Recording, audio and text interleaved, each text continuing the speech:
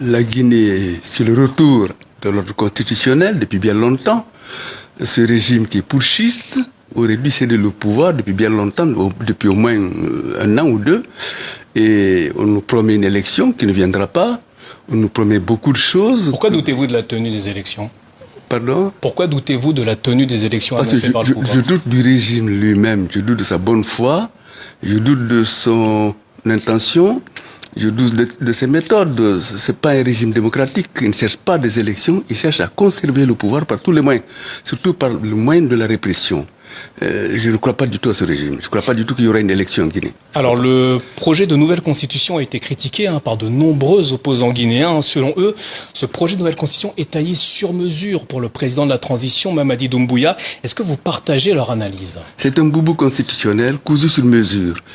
Évidemment, d'ores et déjà, alors que la charte de la transition interdisait à Mamadi Doumbouya et à ses collègues de se présenter aux prochaines élections présidentielles, les articles interdisant cela ont été supprimés dans le projet de constitution qui a été présenté il y a quelques mois au peuple. Diriez-vous que les autorités n'ont pas tenu leurs promesses vis-à-vis du peuple guinéen ? Ils n'ont tenu aucune promesse depuis qu'ils sont venus au pouvoir. Ils nous avaient promis que la justice serait leur boussole, etc., etc.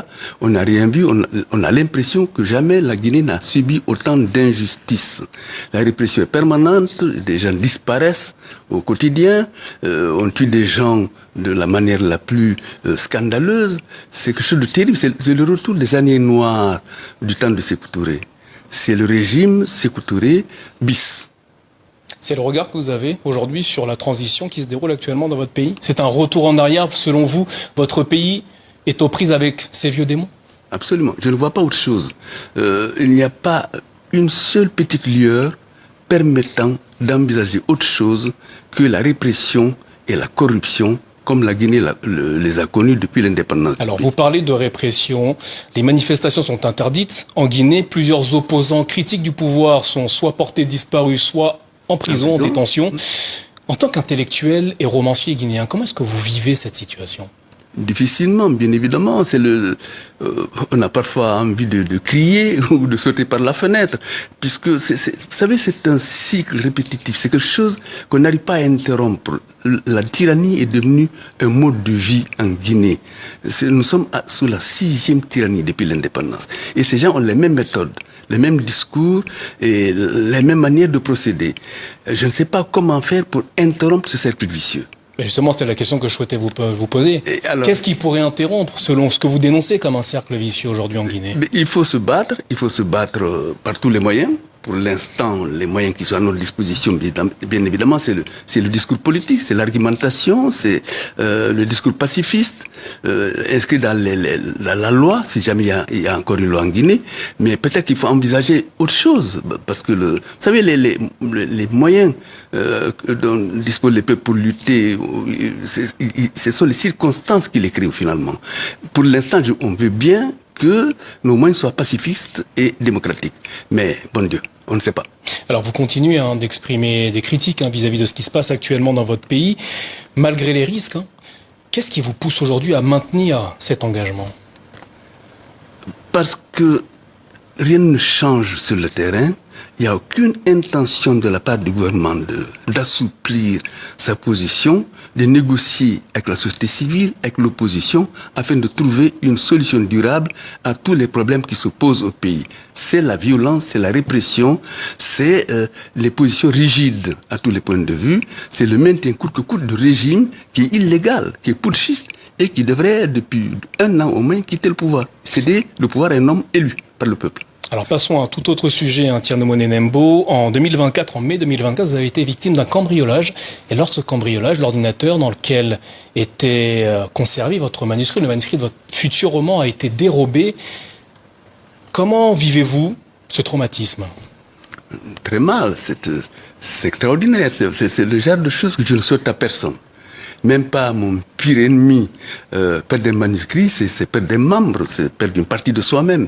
Ce roman, j'ai passé 3 ans à l'écrire. J'étais en train de le relire pour 10 ou 15 jours avant de le poster à mon éditeur à Paris. Et c'est là qu'on vient me l'arracher en pleine journée.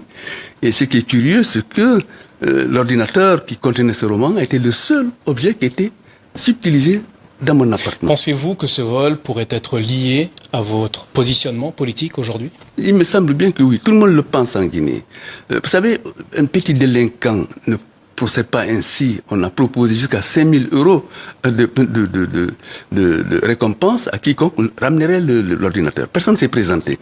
Un ordinateur qui valait à peine 300 ou 400 euros. C'est un vieil ordinateur sur lequel j'aimais beaucoup travailler parce que le clavier était très pratique. Personne n'est venu. Vous savez, c'est un gros délinquant qui a volé ce manuscrit. Un délinquant qu'il faut chercher au sommet le plus haut du pouvoir. Et vous avez eu des retours de la part des autorités, de la justice? Est-ce que des enquêtes ont été menées? Rien du tout. Il y a une association qui s'est formée pour essayer de retrouver mon manuscrit, qui a écrit au président actuel, au président de la transition, moi je l'appelle ainsi, et il n'y a même pas eu de réponse. C'est le mépris tout le temps. Ces gens savent mépriser. Alors, ce vol ne vous a pas arrêté puisque vous continuez d'écrire. Hein, si je ne me trompe pas, vous avez déjà écrit quoi, 100 pages à peu Une près? centaine de pages déjà, oui. À quoi doit-on s'attendre pour votre prochain roman? Est-ce qu'on va relire ou voir des choses que vous avez précédemment écrites ou abordées dans vos anciens romans, ou le vol que vous avez subi et la situation politique en Guinée va interférer, influencer cette écriture? De toute façon, ce ne sera pas le même roman. On n'écrit jamais un roman deux fois, le même roman deux fois, c'est impossible. On ne fait jamais, les mamans le savent, deux fois le même enfant. Ça change toujours. On ne se baigne jamais deux fois dans la même rivière. Ce sera un autre roman, bien évidemment. Vous savez, un roman, il suffit de changer une seule page pour que tout change. C'est le même sujet, hein, ce sera toujours le même sujet. Mon enfance, au temps des indépendances africaines. Et ce sera le même sujet, mais évidemment, ce ne sera pas le même roman.